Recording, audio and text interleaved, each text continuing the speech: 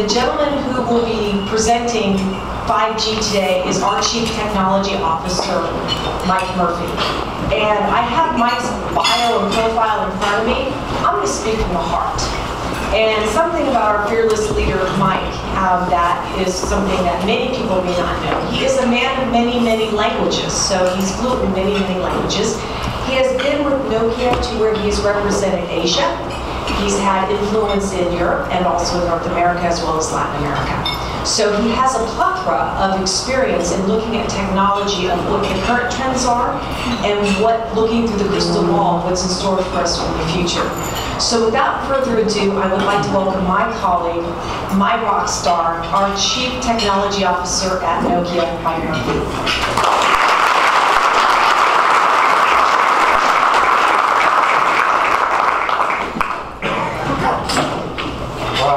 What to say? So if you saw my bio, I lived in 8 countries. One of them was Japan. I'll do a traditional Japanese start, which is a thank you followed by an apology. So the thank you is, thanks for allowing me the opportunity to present to you today. You are my favorite audience of this year. Normally I present to customers, they judge our products, or I present to analysts, they judge our company. Or I present to employees and they judge me. You're a group of peers, so that's why you're my favorite audience. So I'm CTO for the Americas, which is Canada, US, and Latin America. My employees call me CBO, Chief Bullshit Officer. My wife calls me CPO, Chief PowerPoint Officer. I'm still worried that when I die, my obituary is going to say, you know, well, he was unremarkable in most things, but he was really good at PowerPoint. So one thing, just to clarify, just in case you don't know, Nokia is not a phone maker. So we used to make phones, but that was sold to Microsoft, who promptly killed it right after that. Nokia is an infrastructure provider, so all those towers you see with radios on them, everything that basically works, makes telecommunications work behind the scenes, the infrastructure provider. So in Nokia, I'm known kind of as a straight shooter. I don't hold things back too much, and with an audience like you, I got complete free reign. So marketing and sales guys from Nokia just all right, so I wanted to give you an unfiltered view of what 5G is and how it's going. So let's start. So this was done by CTA. In fact, I think the calculation was done by Accenture, saying that 5G will generate 275 billion new investment in the US, 3 million new jobs, 600 billion in economic growth. Now, I really, really hate bullshit. So sometimes when I see these things, I say, well, come on, yeah, right, we've always seen these. But actually, if you look at going from 2G to 3G, 3G generated 3 times more service revenues in the US than 2G. 4G generated 3 times more than 3G.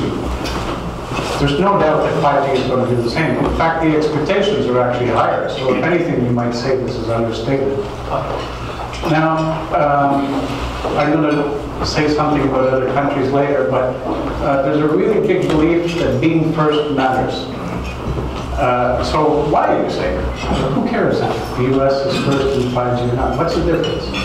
You know, the difference is that if you're first, there's a belief that it will spawn new businesses. So arguably, you could say Lyft, Google Maps, YouTube videos were because of 4G. And guess what? Those are all US companies.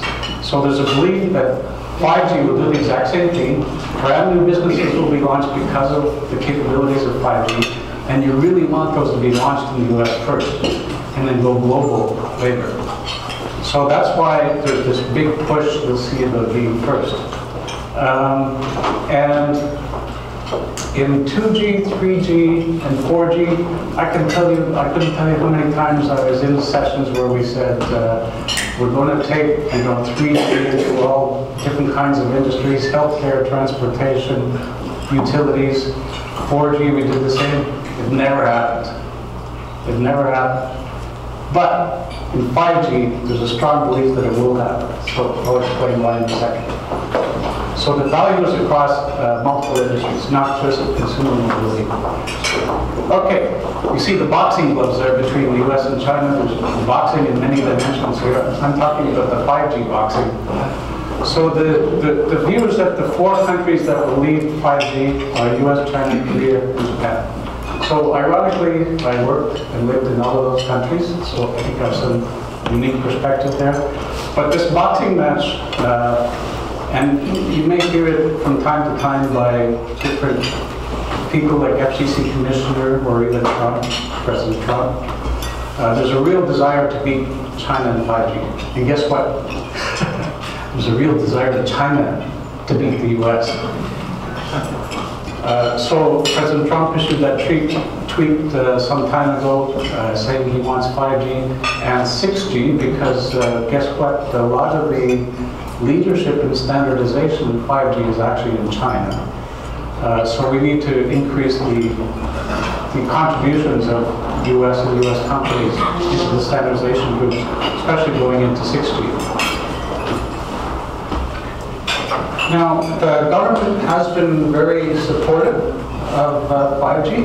I would say, if I just use my own personal experience, I think I've been to the White House, to FCC meetings 15 times in the last 2 years, and before that, 0. So there's really a great push to want to lead in 5G and to bring industry into the whole picture. In fact, I was in Washington last week and the week before that.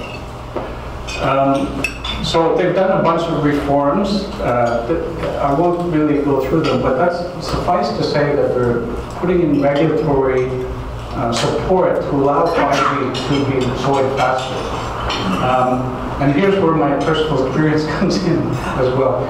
I lived in China 2 years. As I was telling Don, I set up an R&D center there. If you want to deploy a small cell, a radio, here, it's happening. There's nobody going to question it. It just happens. If you want to tear down a building because you want to put up a tower for 5G, it happens. There's not much debate on that. So fortunately or unfortunately, the US, some things are a little more difficult, meaning slower. So that's why we need regulatory support to help accelerate it. It's very difficult to talk about 5G without talking about spectrum, and I completely realize that not everybody understands it.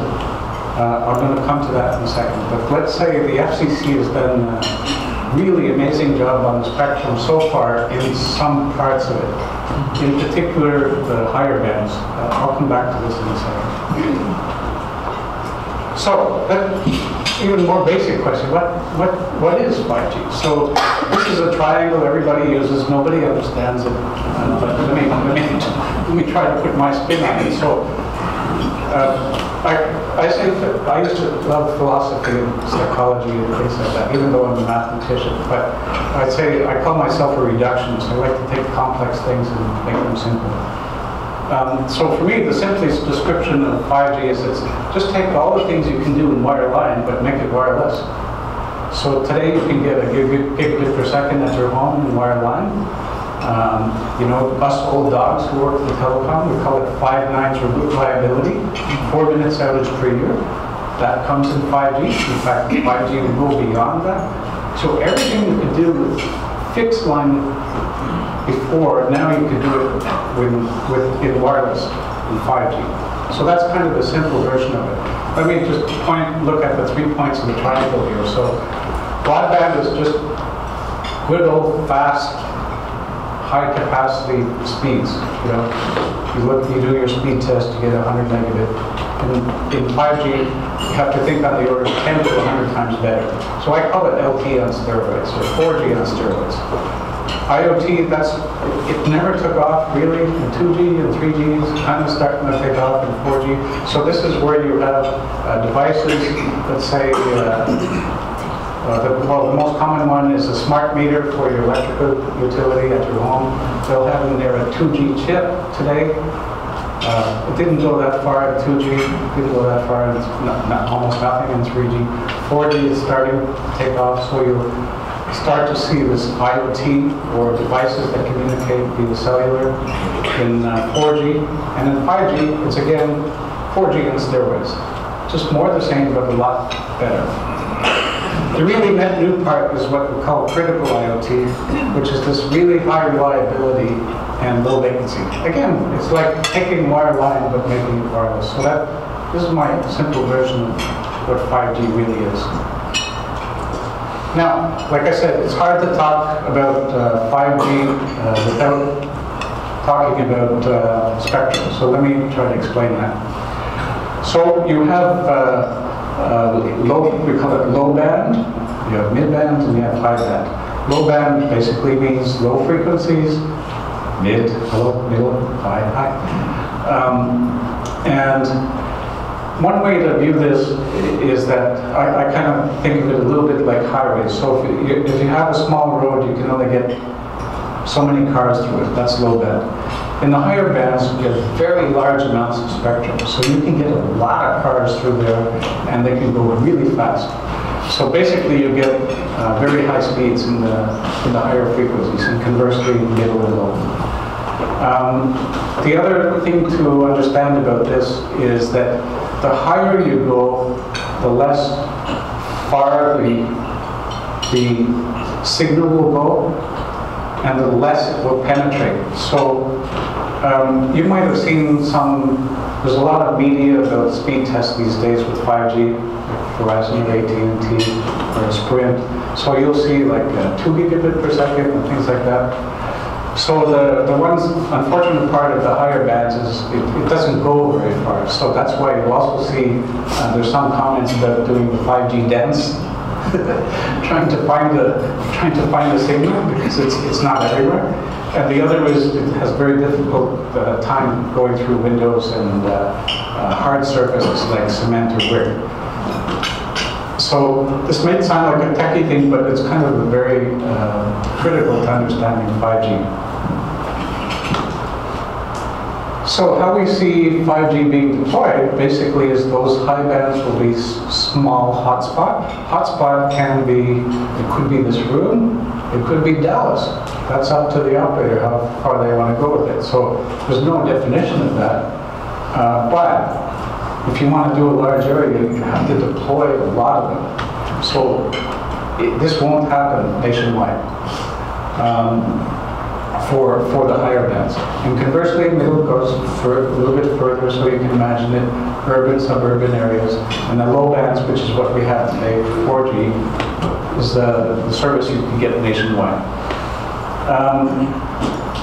And how that regulatory comment I made before fits in is, with 5G, we need a lot more radios. I think 2 times at least more radios. About 300,000 sites is my calculation.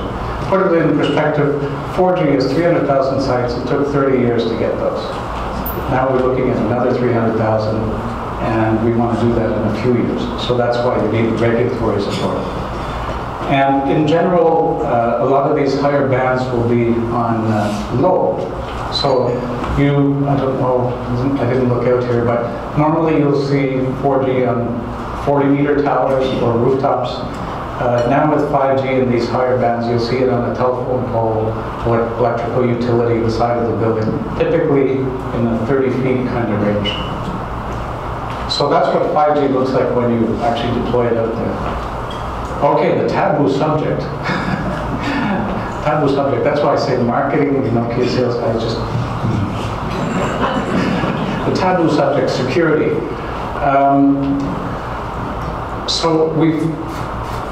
The previous Gs were mainly focused on consumer mobility, mobile phones. Okay? It's completely dominated by that service. 5G, we visualize it going into other places. Healthcare, transportation, electrical grids, smart cities. So what does that mean? It's more pervasive, and we say the attack surface is bigger for security. If somebody wants to attack today, what they're going to do, they're going to hack your mobile. I read this morning, it was on the radio when I was driving here, Demi Lovato got her Instagram, or Snapchat hacked and nude photos. going up, the standard thing.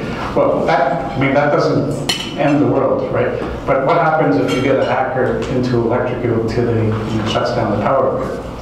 Or you're doing your heart operation, somebody hacks in the middle of your operation, and you're dead. So the attack surface is bigger and more sensitive. So that's why we say the security risk in 5G is greater than in 4G.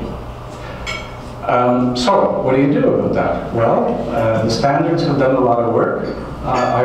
My wife just got her iPhone 11 2 days ago, and when you read up, they did a lot of work. The device guys are doing a lot of work for security. We do a lot of work on the product side. The operators, networks of AT&T, Verizon, Sprint, they're doing a lot of work. So there's many dimensions to this problem. The last one is supply chain. You pick your vendors, ones that you believe have the right processes in place to test for security, to fix it, and have a right ethical standard. So my only marketing pitch in this whole presentation is Nokia is the top 4 ethical standards. So supply chain, you know who I'm talking about. I'm not allowed to say that word. So, but anyways, that's one way to fix security. Okay, so what's the business case? I divide it into 3 parts. So consumer mobility. All the operators live and die on consumer mobility today. It completely dominates the business case. But what's happening with that? So smartphone growth is going down. I mean, the US is essentially almost saturated today. So there's not much growth there. The amount people are willing to spend per month is not going up. We call it the ARPU. The ARPU is not necessarily right. So there's not a lot of places to go in consumer mobility anymore. So you have to go somewhere else to make more money. One of them is fixed wireless. So with the previous Gs, the speeds were okay, right? I mean, 4G, what we have today, is okay. But now, I don't know about you, but I get like a gigabit per second service in one of my homes, and you couldn't get that far with 4G. So 5G suddenly brings in the capability to get speeds that are competitive with fixed line. So that's an opportunistic path to growth. But the one that everybody is really counting on is, I call it verticals or enterprises, and this is the, you've seen all the buzzwords and some of the videos about remote healthcare and smart cities and so on. So that's the place where the real growth is seen. The other thing to note is, and not many people say this, and not many people like it, but 4G is running out of gas. The demand for data is increasing in roughly somewhere in the range of 40 to 50% in the US per year. So the amount of data you consume is going at 40 to 50%. LTE is going to run out of gas in not very long, in 2 or 3 places. It just cannot handle the growth anymore. So even if we forget that, smartphone is near saturated in the US, you have to do something about just the existing subscribers and their demands. So that's the other driver for 5G. Okay, I got a couple examples here. This is actually my favorite, and the picture, of course, doesn't do any justice to it. This is 5G in Korea. It's SKT, South Korea Telecom, and it's augmented reality. And if you go see the video on YouTube, just do SKT Dragon Baseball, search that. It is really, really good. So the idea is, if you're sitting in the stadium, you have your phone like this, and you can see everything in front of you, of course, but on an augmented reality that has the dragon flying around the stadium. So they had that in the stadium, and outside the stadium on TV you can see it. It's far more impressive than the way I'm describing it. So that's one of the solutions they have. So that's one of the upsells to just good old consumer mobility. Fixed wireless, so Verizon deployed in Sacramento. Both AT&T and Verizon say they will pursue this further, actually T-Mobile as well. So the basic idea is an alternative to a fixed line service. The Verizon service is 300 megabit per second, $50, and in Sacramento they're competing against AT&T fiber, and that's a very competitive offer. And you get free Apple TV with it. So that's another example. Then we've been working with a lot of different factories, Bosch being one of them, to bring 5G into the factory. And the idea there is, I was shocked that they say that they have 35 different types of Ethernet cable. And if you want to move a robot from here to there, it's a complete nightmare. So the idea for 5G is essentially to get rid of the wires and introduce 5G communications for both the control panels and between robots. This is one of the more promising ones, by the way. Gaming and industry. Okay, so status. How's it going? So this is from a third party. So they say there's about 296 different operators around the world who've done something. A demo, prototype, trial, something. 39 commercial networks, 56 by the end of the year, 20 devices. You can see the frequencies there used by different countries. And the forecast, let's call this midterm, because 5G you can kind of view it as 2020 to 2030, or 2019 to 2029, something like that. The forecast midterm is that the US will lead in the number of connections. So US somewhat led in 4G, and the view is that will lead again in 5G. So what's the, what are the steps? So there was, I call it soft launches. AT&T and Verizon did some soft launches last year. Soft in the sense that it wasn't mass marketed, was an early standard. The real launches happened in April. So from April to June, T-Mobile, Sprint, AT&T, Verizon all launched commercially service. And this is with these mid and high bands. So what that means practically, because it's mid and high band, it means it's not as pervasive. The coverage is not as great as you would see today on your 4G. Towards the end of this year, or maybe it might edge into the beginning of next year, we'll have low band launches, meaning you'll see, we use the term paint the map.